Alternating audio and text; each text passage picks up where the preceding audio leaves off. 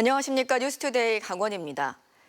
MBC 강원 3사가 6.3 지방선거 2차 여론조사를 시행했습니다.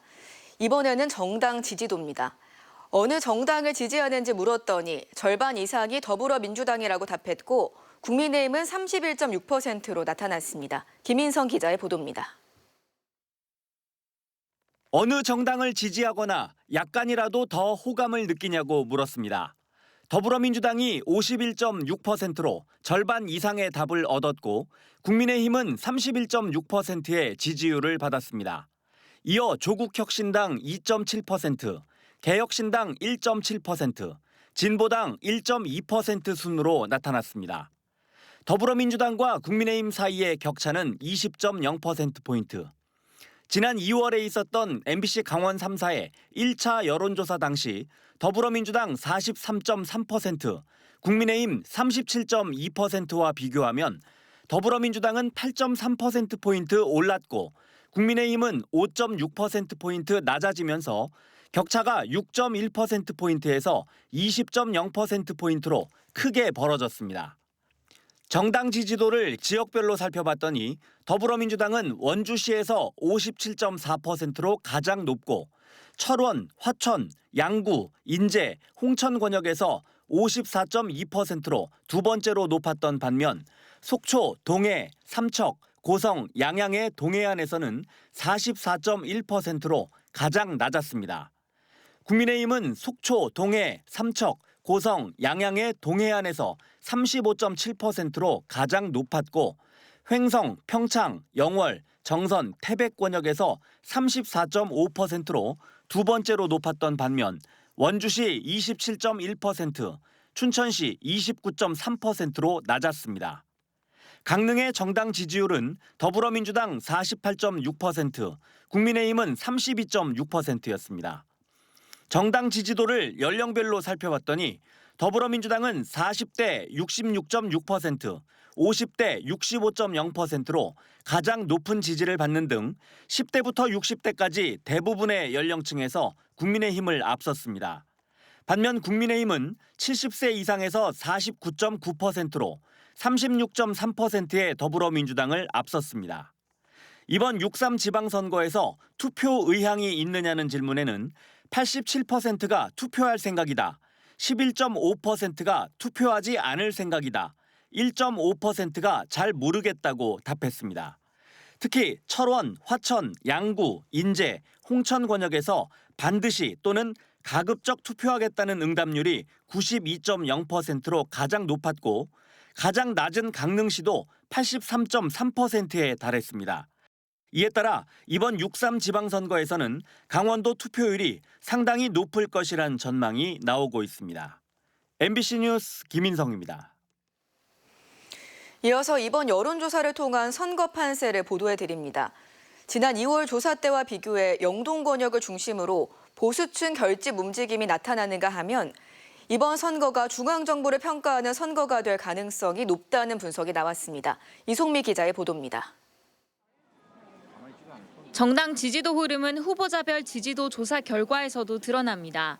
더불어민주당 지지도가 높은 춘천과 원주에서는 우상호 전 대통령실 정무수석의 지지도가 50%를 넘기며 김진태 강원도지사를 오차 범위 밖에서 크게 앞섰습니다. 반면 민주당이 높더라도 격차가 상대적으로 적은 강릉을 비롯해 속초, 동해, 삼척, 고성, 양양 등 동해안 권역, 강원 북부 권역에서는 두 후보가 오차 범위 안 접전을 보였습니다. 특히 강원 남부 내륙 권역에서는 지지도 차이가 0.2%포인트로 초접전을 보였습니다. 보수층의 지지도 흐름에 변화가 포착된 겁니다. 앞서 지난 2월 MBC 강원 3사의 1차 여론조사에서는 강릉에서 우 전 수석이 김 지사를 오차 범위 밖에서 앞섰고 남부 내륙권에서도 우 전 수석 지지도가 오차 범위 밖에서 높았습니다. 하지만 최근 동해안과 남부 내륙 권역을 중심으로 두 후보 간 격차가 좁혀지면서 보수층 결집 움직임도 나타나고 있다는 분석도 나옵니다. 투표 의향별 후보 지지도 조사에서는 반드시 투표하겠다는 적극 투표층에서 우 전 수석의 지지도가 61.5%로 가장 높게 나타났습니다. 반면 투표 의향에 대해 잘 모르겠다고 답한 층에서는 김 지사의 지지도가 49.5%로 가장 높게 조사됐습니다. 선거 의향이 확실하지 않은 부동층의 선택이 선거 막판 변수로 작용할 수 있을 것으로 보입니다. 대통령의 국정 운영 방향이나 정책이 후보 선택에 영향을 미치는지 묻는 질문에는 68.5%가 영향을 미친다고 답했고 이 가운데 매우 큰 영향을 미친다는 응답은 46.9%로 나타났습니다. 반면 영향을 미치지 않는다는 응답은 26.5%로 조사됐습니다. 이번 선거가 지방 행정 능력뿐만 아니라 중앙 정부에 대한 평가도 반영될 것으로 분석됩니다. MBC 뉴스 이송미입니다. 6.3 지방선거 예비 후보들의 음주운전 리스크가 계속되고 있습니다. 이 선거를 한 달여 앞두고 음주 단속에 적발되는가 하면 예비 후보 등록 과정에서 임기 중 음주운전 사고가 드러나기도 했습니다. 또 임기 중 2차례 음주운전으로 불출마를 선언했다. 이를 번복한 후보도 있습니다. 유주성 기자가 취재했습니다. 김혁성 원주시 의원이 지난 23일 밤 음주 상태에서 오토바이를 몰다 경찰에 적발됐습니다. 음주 측정 결과 면허 정지 수준이었습니다. 이 같은 사실이 알려지자 김 의원은 기자회견을 자처하고 불출마 입장을 밝혔습니다. 우선은 죄송하다는 말씀부터 드리겠습니다.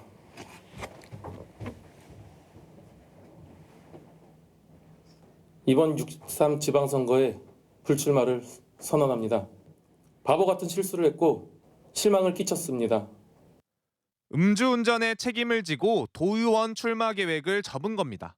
반면 임기 중 2번의 음주운전으로 불출마 의사를 밝혔던 류인출 도의원은 이를 번복하고 무소속 출마에 나섰습니다.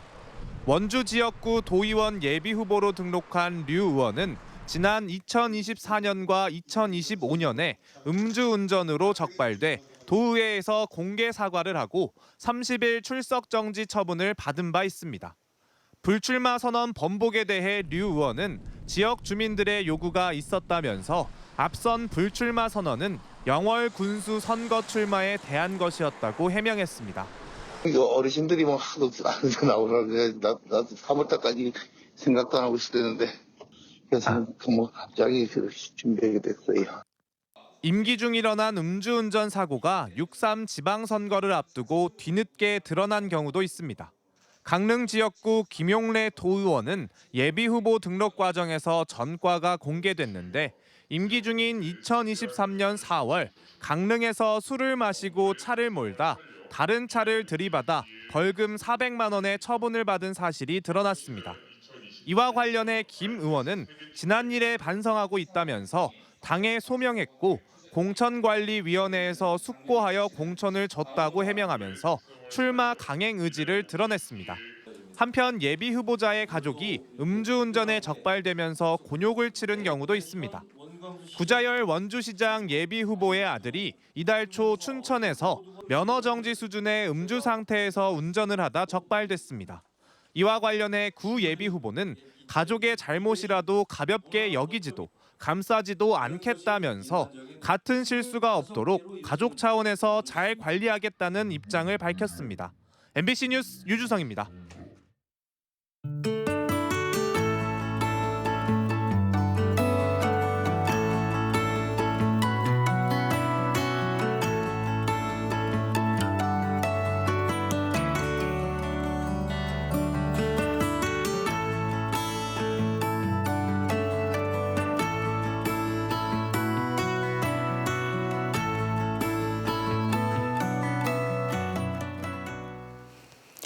양양군이 환경미화원을 상대로 이른바 계엄령 놀이를 한다며 직장 내 괴롭힘을 일삼은 양양군 7급 운전지 공무원에 대한 파면 처분을 집행했습니다.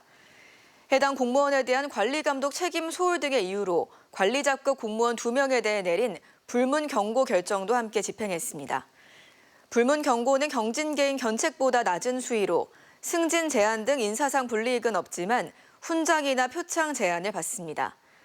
한편 해당 운전지 공무원은 강요와 상습 협박, 상습 폭행, 모욕 혐의로 구속 기소돼 지난 15일 1심 선고에서 징역 1년 8개월을 선고받았고 검찰과 공무원 모두 항소해 2심 재판이 열릴 예정입니다.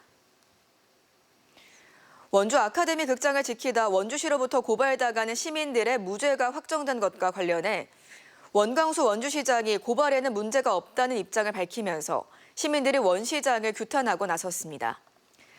아카데미의 친구들은 기자회견을 열고 정당한 시민활동을 형사고발로 억압한 원주시 행정의 부당성과 사법부의 무죄 판결에도 불구하고 책임을 회피하는 원주시장의 태도를 비판했습니다.